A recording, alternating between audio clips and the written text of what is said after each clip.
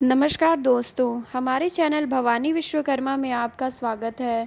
आज हम जानेंगे कि सोमवार के दिन महिलाओं को ये गलतियां कभी नहीं करनी चाहिए, वरना दरिद्रता आपके घर में हमेशा बनी रहती है। इस बात को आज हम पंडित श्री प्रदीप मिश्रा जी के श्रीमुख से जानेंगे। इस वीडियो को अंत तक ज़रूर देखें, तभी आपको हमारी सारी बातें समझ में आएंगी।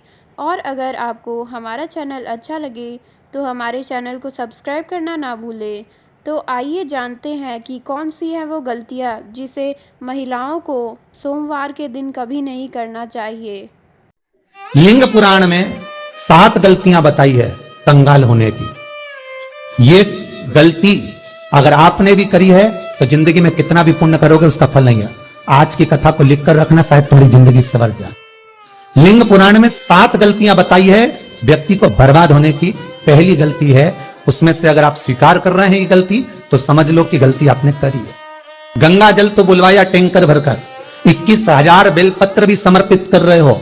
आप मंदिर के अंदर बैठ गए, दर्शन करने वाला आता रहा, किसी को अंदर प्रवेश नहीं दिया। आप गंगा जल चढ़ाते रहे, आप बेलपत्र चढ़ाते रहे, आप स्वयं पूजन करते रहे, और दूसरा व्यक्ति ना जाने किस भाव से, किस रूप में आकर भगवान की सेवा करना चाहता था। पंडित जी ने आपके चक्कर में उसको जल नहीं चढ़ाने दिया, पंडित जी ने आपके चक्कर में उसको बेलपत्र नहीं चढ़ाने दिया। पहली गलती यह हो गई कि भगवान के भक्त को भगवान से दूर कर दिया गया। अब उठा लो श्रीमद् भागवत कथा। 2 देवताओं ने गलती करी थी। एक ब्रह्मा जी ने गलती करी थी कि गाय बछड़ों का हरण कर लिया था। 1 वर्ष होने में 1 दिन था तब ब्रह्मा जी ने गाय बछड़े वापस दिए थे। दूसरी गलती इंद्र ने करी थी, जल वृष्टि करी तब भगवान कृष्ण को गोवर्धन पर्वत उठाना पड़ा। दोनों देवताओं ने गलती करी, पर भगवान कृष्ण ने इंद्र को क्षमा कर दिया, पर ब्रह्मा को क्षमा नहीं करा। क्यों नहीं करा? क्योंकि इंद्र को क्षमा इसलिए करा क्योंकि इंद्र ने जब जलवृष्टि करी तो सारे ब्रजवासियों को भगवान के चरणों में लाकर छोड़ दिया। सारे ब्रजवासी गोवर्धन पर्वत के नीचे आकर बैठ गए, भगवान के चरणों में आ गए। और ब्रह्मा ने जो गलती करी वो ऐसी गलती करी कि भगवान से गाय और बछड़ों को दूर कर दिया। जो भगवान से भगत को दूर कर दे उसको शंकर कभी क्षमा नहीं कर सकता। इसलिए बर्बादी का पहला कारण आप भक्त और भगवान में दूरी बना दी। आप भक्त और भगवान की दूरी बना दी। मेरा एक निवेदन हाथ जोड़कर है, हवेली जी हो, ठाकुर जी का मंदिर हो, रामकृष्ण मंदिर हो, शंकर मंदिर हो, किसी भी देवता का मंदिर हो, उसमें भक्त और भगवान में दूरी मत बनवाओ। बन सके तो भक्तों को ले जाकर भगवान के चरणों में छोड़ो। जाओ अंदर दर्शन करो, जाओ पूजन करो, जाओ पाठ करो, जाओ अर्चना करो।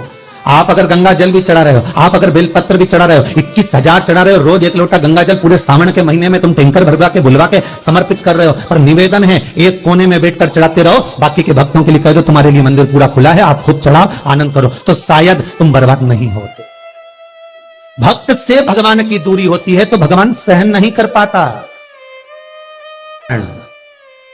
भगवान की जब पूजन कर रहे हो, 21,000 बेलपत्र चढ़ा रहे हो, गंगा का जल चढ़ा रहे हो, चंदन चढ़ा रहे हो, अबीर चढ़ा रहे हो, गुलाल चढ़ा रहे हो, तो तुम्हारे भीतर ये अहंकार, जब तुम पूजन करके उठो तो उठते समय तुम्हारे भीतर अभिमान नहीं होना चाहिए कि मैंने जो अनुष्ठान करा उसके बराबर कोई नहीं कर सकता।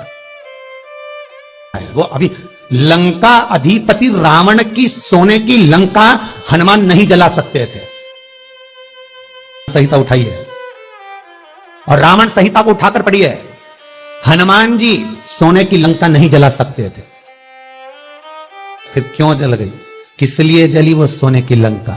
केवल कारण इतना था कि रावण जब शंकर की पूजन कर कर उठता था तो शंकर भगवान से एक शब्द कहता था, भोलेनाथ तुम्हारे सारे भक्तों में मेरे जैसा भक्त कहीं नहीं मिलेगा जो तुमको अपने हाथों पर उठा लेता। बस वो अभिमान ऐसा था कि सोने की लंका जल गई, नहीं तो किसी की सामर्थ्यता नहीं थी कि सोने की लंका जले। आपका धन, आपका वैभव, आपकी सत्ता आपके पास रहेगी, आप पर कर्जा कभी नहीं हो सकता, आप पर कर्जा ठहर नहीं सकता। पर कर्जा क्यों बढ़ा, लंका क्यों जली, क्यों बर्बाद हुए, उसका कारण होगा आपकी अभिमत्ता। ये दूसरा कारण है व्यक्ति को बर्बाद होने का, अभिमत्ता। तीसरा कारण कहा, भी कर रहे हो, दिया भी लगा रहे हो, धूप बत्ती भी लगा रहे हो, स्नान भी करा रहे हो, पंचामृत स्नान भी करा रहे हो, सारी पूजन अर्चना सब तुम कर रहे हो, पर हो सकता है इस पूजन अर्चना में आप केवल 3 घंटा पूजन करते हो और बाकी के समय किसी न किसी की जीवात्मा को दुख पहुंचा रहे हो। एक कथा में एक बात कही थी कि भले मंदिर में दिया मत लगाओ, भले मंदिर में जाकर धूप बत्ती मत जलाओ, भले मंदिर में जाकर भोग मत लगाओ, भले मंदिर में जाकर जल मत चढ़ाओ, कुछ मत करो, भले भगवान को नए कपड़े मत पहनाओ, भले तुम्हारी मर्जी पड़े भगवान को भोग मत लगाओ, पर शास्त्र कहता है कुछ मत करो, पर एक काम जरूर करना कि किसी के चेहरे पर प्रसन्नता ला देना तो मंदिर में दिया जलाने के बराबर होगा। किसी के चेहरे पर चमक ला देना, प्रसन्नता ला देना तो अगरबत्ती लगाने के बराबर होगा। किसी गरीबड़े के, किसी दुखी के चेहरे पर अगर तुमने प्रसन्नता ला दी तो वो भगवान को कपड़े पहनाने के बराबर होगा। मालूम पड़े तुम मंदिर में पूरी सब्जी बांटो, मंदिर में भोजन कराओ, मंदिर में सारा पकवान चढ़ाओ और कोई तुम्हारे कारण अगर दुखी है तो तुम्हें वो सुख का भान नहीं हो सकता। तीसरा चौथा कारण है कि आप जो पाठ कर रहे हो, आप जो पूजन कर रहे हो, आप जो अनुष्ठान कर रहे हो, उसमें कुछ ना कुछ गलती जरूर हो रही है। ये चौथा कारण। एक बार पूरे घर के लोगों को बिठाओ, अपने घर के लोगों को, मम्मी से पूछना, मम्मी तुम कौन कौन सा पाठ करती हो? एक बार मम्मी से पूछना, फिर एक बार पापा से पूछना, पापा आप कौन कौन सा पाठ करते हो सुबह? फिर बहू से पूछना, भाभी आप कौन कौन सा पाठ करती हो? फिर छोटी दुल्हन से पूछना, छोटी दुल्हन तुम कौन कौन सा पाठ करती हो? भैया आप कौन कौन सा पाठ करते हो? आप कौन कौन सा पाठ करते हो? पूछना। जब घर के अंदर बड़ी बहू अलग तरह का पाठ कर रही है, छोटी बहू अलग तरह का पाठ कर रही है, मंजली बहू अलग तरह का पाठ कर रही है, मां अलग तरह का पाठ कर रही है, पति अलग तरह का पाठ कर रहा है, तो उसका जो प्रभाव है, कौन सी चीज कहां टकरा रही है जिसके कारण घर में रोग इतना है कि कोई सही होने वाला ही नहीं, और वो कारण आपको दुख की ओर लेकर जा रहा है, बीमारी की ओर लेकर जा रहा है। चौथा कारण है आपका मंत्र जाप, आपका स्मरण, आपका भजन, आपका पूजन कहीं गलत जरूर है। बेल आइकन दबाएं ताकि आप पांचवा सूत्र महाराज, हर एक वीडियो से। हमने जो दान किया, हमने जो पुण्य किया, हमने जो सत्कर्म किया, वो किस जगह पर लगा? पांचवा सूत्र है। जो आप दान कर रहे हो, सब्सक्राइब करें हमारा चैनल वास्तु फैक्ट। जो आप पुण्य कर रहे हो, सत्कर्म कर रहे हो, वो किस जगह पर लगा? ये पांचवा सूत्र। हमारे हर एक वीडियो से। फिर निवेदन करेंगे, गाय, बेटी और लक्ष्मी 50 बार विचार करना तब किसी को देना। बेटी किसी ऐसे को मत ब्याह देना जो जुआ खेलता हो, मदिरापान करता हो, मांसाहार करता हो, वेश्यावृत्ति करता हो। वो बेटी का सम्मान नहीं करेगा, बेटी रोएगी तो कन्यादान करने वाले को रोना पड़ेगा। अपडेटेड रहें हमारे हर एक वीडियो से। दूसरे नंबर पर गौ माता, गाय ऐसे ब्राह्मण को दान मत देना कि ब्राह्मण के घर में खुद रहने की जगह नहीं और गाय को ले जाकर तुमने दे दिया और उस ब्राह्मण ने जब तक दूध दिया बांध कर रखा, एक तगाड़ी बाल्टी साड़ी के चक्कर में ले लिया, सोने के सींग के चक्कर में ले लिया और बाद में वही गाय कसाई के हाथ में बिक गई और कसाई ने काटा तो बद्दुआ तुमको लगी। बेटी, गाय और लक्ष्मी, पैसा भी किसी ऐसे भिखारी के कटोरे में मत दान देना कि जिसने ले जाकर मदिरापान में लगा दिया, जुए में लगा दिया, वैश्यावृत्ति में लगा दिया। अगर जिस भिखारी के कटोरे में पैसा दिया उसने शाम को ले जाकर मदिरापान में, जुए में लगा दिया, तो लक्ष्मी रोती है कि तूने मुझे गलत जगह पर दिया है, इसलिए अब तुझे रोना पड़ेगा। तब व्यक्ति को रोना पड़ेगा। पांचवा कारण अपनी पुस्तिका में लिख कर रखना, तुम्हारे दुख का पांचवा कारण क्या है? क्यों तुम करोड़पति से रोड़पति बन गए? तुम्हारे यहाँ पर 4-4, 5-5 गाड़ी थी, खूब वैभव था, खूब धन था, फैक्ट्रियां चल रही थी, सत्ताएं चल रही थी। भगवान शिव की कथा का छठा कारण बता, हमारे दुख का कारण छठा।